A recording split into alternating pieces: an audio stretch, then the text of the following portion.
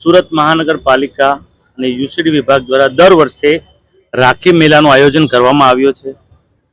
મહિલા સશક્તિકરણના પ્રયાસોને વેગવંતા બનાવવા માટે રક્ષાબંધન અને રક્ષાબંધન અનુરૂપ ચીજવસ્તુનું વેચાણ પ્રદર્શન થાય છે। સુરતના વિવિધ ઝોનમાં 102 સ્ટોલ દ્વારા અત્યારે ઇનોગ્રેશન કરવામાં આવ્યું છે। સ્વસહાય જૂથોને બેદો ઘરે રાખડી બનાવે છે અને આવા સ્ટોલોમાં વેચાણ કરાવે છે। મહાનગરપાલિકા દ્વારા વિનામૂલ્યે આ સ્ટોલનું આયોજન કરવામાં આવે છે।